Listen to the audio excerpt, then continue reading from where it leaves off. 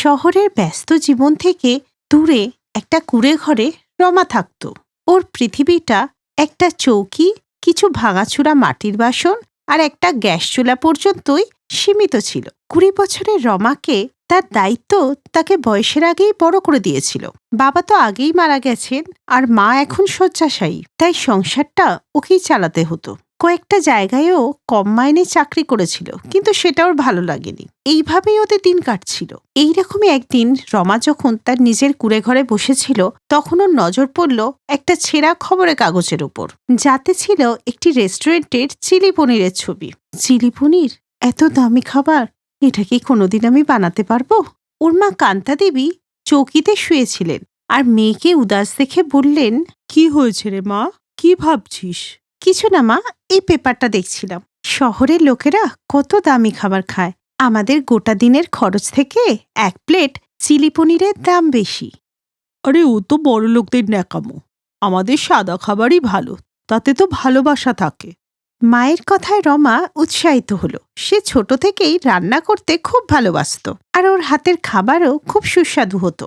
তাই ও মায়ের কথা শুনে ভাবল যে কিভাবে ও সস্তায় সুস্বাদু ও ভালো মানের চিলি পনির বানাতে পারে। ওর কাছে সিমলা লঙ্কা ছিল না, তাই সে নর্মাল লঙ্কা আর পেঁয়াজের ব্যবহার করলো।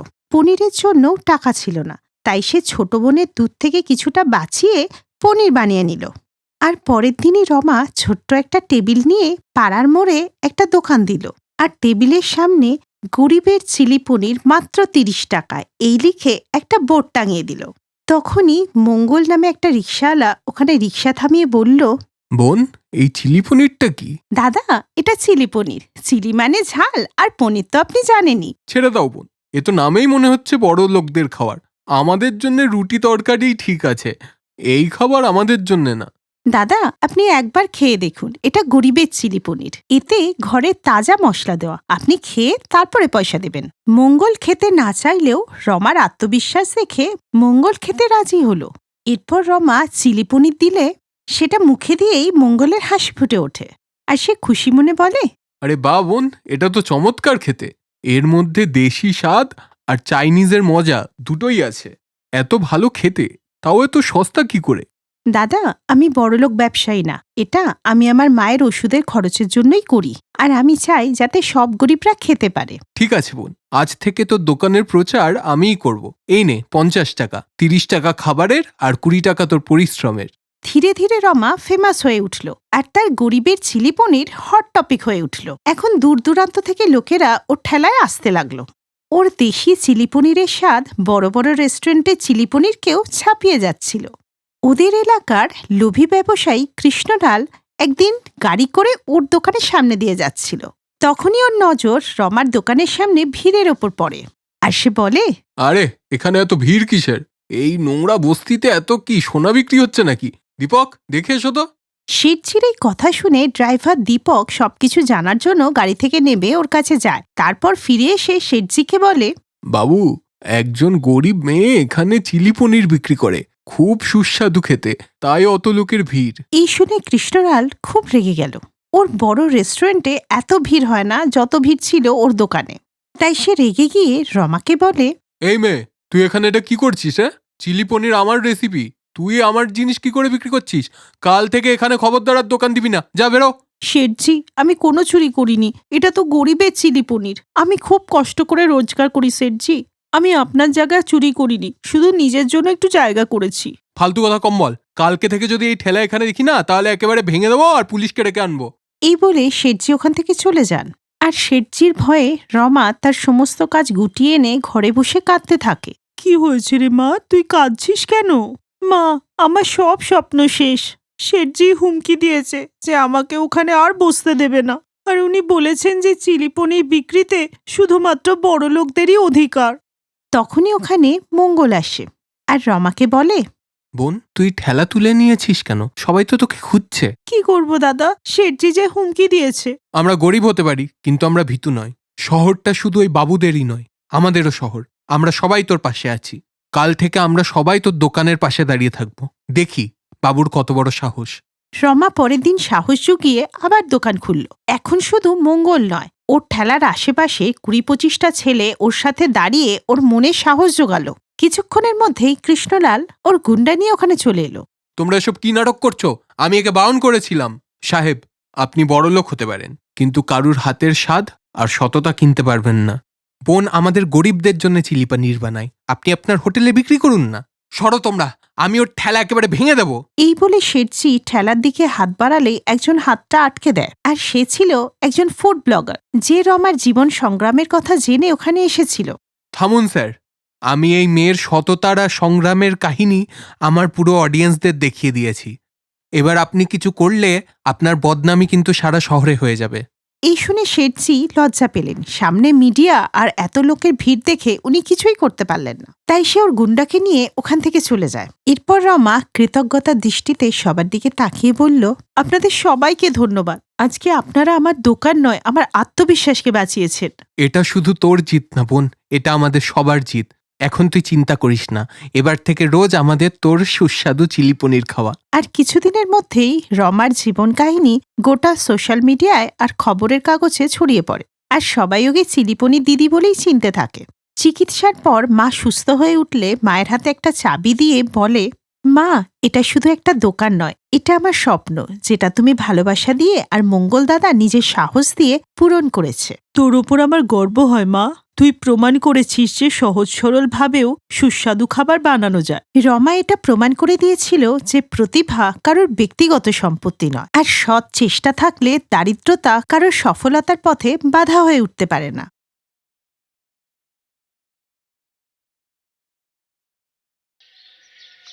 হে ভগবান, আজকে খুব টেনশন হচ্ছে। আজকে তো আমার কাজের প্রথম দিন, কি জানি লোকেদের এই খাবারটা পছন্দ হবে কিনা। মা, ভয় পেও না, কৃষ্ণ ঠাকুরের নাম নিয়ে বেরিয়ে পড়ো। ঠিক বলছিস রে মা, হে ঠাকুর তুমি সামলে নিও। এরপর মহিমা কৃষ্ণ ঠাকুরের নাম নিয়ে ঠেলা নিয়ে বাজারের দিকে বেরিয়ে পড়ল, আর অনেকটা সাহস করে খদ্দেরদের ডাকতে লাগলো, আসুন আসুন, গরম গরম পালং পনির খেয়ে যান। পালং পনির খান ভাতের সাথে, একবার খেয়ে যান। এক প্লেট শুধু 30 টাকা, আসুন আসুন, পালং পনির খেয়ে যান। তখনই ওখান দিয়ে যাওয়া দুই মহিলা নিজেদের মধ্যে কথা বলছিল। এই পালং পনিরের ঠেলাটা নতুন মনে হচ্ছে, খুব সুন্দর গন্ধ আসছে তো। ইস, পালং! আমার তো পালং শাকের নাম শুনলেই বমি আসে। এসব শাক পাতা তো ছাগলে খায়। কি যে বলিস না, পালং পনিরের নাম শুনলেই জিভে জল এসে যায়, আর সস্তায় দিচ্ছে। চল না গিয়ে খেয়ে দেখি, মনে হচ্ছে ভালোই হবে।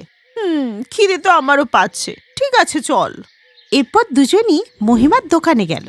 আমাদের জন্য 1 প্লেট করে ভাত আর পালং পনির দাও তো, ভালো করে দিও কিন্তু, তাহলে আবার আসবো। হ্যাঁ হ্যাঁ বোন, এখনই দিচ্ছি। এই বলে মহিমা ওদের দুজনকে ভাত আর পালং পনির দিল। এরপর ওরা ভাত আর পালং পনির খেলো, আর ওদের খুব ভালো লাগলো। বাহ দিদি, তুমি তো দারুণ ভাত আর পালং পনির বানাও। এমনিতে আমি পালংয়ের ধারে কাছেই ঘেঁষি না, কিন্তু এটা খেয়ে মনেই হচ্ছে না যে আমি পালং পনির খেলাম। দিদি, আপনি কি রোজই এখানে বসবেন? আসলে ব্যাপারটা কি হয়েছে, আমরা পাশে ফ্যাক্টরিতেই কাজ করি, তাই বাড়িতে রান্না করার সময় পাই না। তাহলে আপনি যদি রোজ এখানে বসেন, আমরা যাওয়ার সময় তাহলে খেয়ে যাব, তাই বলছিলাম আর কি। হ্যাঁ বোন, এখন থেকে আমি রোজই এখানে ঠেলা নিয়ে বসবো। তুমি এই পাড়ার যে কোনো বাচ্চাকে জিজ্ঞাসা করলেই ওরা বলে দেবে যে আমি ঠেলা নিয়ে এখানেই বসি। আজকে আমার প্রথম দিন, কিন্তু আমার মনে হচ্ছে আমি খুব তাড়াতাড়ি বিখ্যাত হয়ে যাব। এরই মধ্যে ওর পালং পনিরের গন্ধ পেয়ে আরও অনেক লোক ওখানে এসে জমা হলো, আর এইভাবেই অনেক লোক ওখানে আসতে লাগলে ও সত্যিই বিখ্যাত হয়ে গেল। গোটা দিনই ওর ঠেলায় লোকেদের ভিড় লেগেই থাকলো, আরও দিনের শেষে অর্থ উপার্জন করে বাড়িতে ফিরল। মহিমা, আমি তো ভাবতেই পারিনি তোমার ভাত আর পালক পনিরের ব্যবসা প্রথম দিনই এতটা ভালো চলবে। হ্যাঁ গো, এটা নিয়ে আমিও খুব চিন্তায় ছিলাম যে লোকেদের পছন্দ হবে কিনা, কিন্তু সবারই আমার পালং পনির খুব ভালো লেগেছে। আমি বলেছিলাম না মা, ভাত আর পালং পনির খুব ভালো চলবে। আমার কৃষ্ণ ঠাকুর খুব ভালো। হ্যাঁ রে মা, এটা শুধু তোর আর তোর কৃষ্ণ ঠাকুরের জন্যই সম্ভব হয়েছে। আমাদের এই খারাপ সময়ে তুই স্কুল থেকে যদি এই আইডিয়াটা না আনতিস, জানি না আমাদের এখন কি হতো। আমি এখন থেকে রোজই পালং পনিরের ঠেলা নিয়ে যাব, আর তুই দেখিস কিছুদিনের মধ্যেই আমি এই গ্রাম, এই শহর আর এই দেশে ফেমাস হয়ে যাব, আর তোর বাবার চিকিৎসাও করাবো আর সব ঠিক করে দেব। আসলে মহিমা তার স্বামী মহেশের কথা বলছিল, যে কিছুদিন ধরেই অসুস্থ ছিল। মহেশ শ্রমিকের কাজ করে সংসার চালাতো। কিন্তু কিছুদিন আগে রোজকার মতো সেদিন মহেশ কাজ থেকে বাড়ি ফিরলে ওর মেয়ে রিয়া বলল, বাবা তুমি এসে গেছো? আমি কখন থেকে তোমার জন্য অপেক্ষা করছি। তুমি বলেছিলে আমাকে খেলনা এনে দেবে, এনেছো? বলো না বাবা, এনেছো? মারে, আজকে কিছু টাকা পেয়েছিলাম আমি, কিন্তু তোর মা বলল কিছু সবজি আর মশলা নিয়ে আসতে। কিন্তু তুই চিন্তা করিস না, আমি কালই তোর জন্য খেলনা নিয়ে আসবো। বাবা তুমি তো রোজই এরকম বলো, কিন্তু কখনো আমার জন্য খেলনা নিয়ে আসো না। আমার বান্ধবী রিঙ্কি আছে না, ওর বাবা রোজ ওর জন্য নানা রকমের খেলনা নিয়ে আসে, অনেক খাবারও এনে দেয়। ও আমাকে রোজ জিজ্ঞেস করে, তোর বাবা তোর জন্য কি এনে দেয়? মা, ওর বাবার হোটেল আছে, ওদের তো অনেক ইনকাম। আমি সামান্য একজন কর্মচারী, কতটুকুই বা আমি কামাই। কিন্তু বাবা তুমি কোনো সময় তো আমার জন্য খেলনা আনতে পারো, তুমি সব সময় এরকম করো আমার সাথে। ওকে এইভাবে জেদ করতে দেখে ওর মা রেগে গিয়ে বলে, রিয়া কি হচ্ছে এসব? তুই আজকাল খুব জেদি হয়ে যাচ্ছিস। আর বাবা এখন ক্লান্ত হয়ে ফিরেছে, ওকে আরাম করতে দাও। যাও তুমি পড়তে বসো গিয়ে। এই শুনে রিয়া উদাস হয়ে চলে গেলে মহিমা বলে, তুমি চিন্তা করো না, ভগবানের উপর ভরসা রাখো, সব ঠিক হয়ে যাবে। এর কিছুদিন পর একদিন যখন মহেশ কাজ থেকে বাড়ি ফিরছিল, তখন সামনে সে একটা খেলনার দোকান দেখে ভাবে, আজকে রিয়ার জন্য খেলনা কিনবো। এই বলে সে এগোতে গেলে একটা গাড়ি এসে তাকে ধাক্কা মারলে ওখানকার লোকেরা ওকে সরকারি হাসপাতালে ভর্তি করে দেয়। দেখুন, ওনার শিরদাঁড়ায় চোট লেগেছে। আমরা ওষুধ দিয়েছি, কিন্তু ওনার আরামের খুব দরকার। মহেশ বাড়িতে বসে পড়ায় বাড়িতে আস্তে আস্তে অভাব দেখা দেয়। সব টাকা ওষুধে শেষ হয়ে যাওয়ায় আজ 3 দিন ধরে ঘরে একটাও খাবারের দানা নেই। মা আমার খুব খিদে পেয়েছে, আমি স্কুলে যাব না।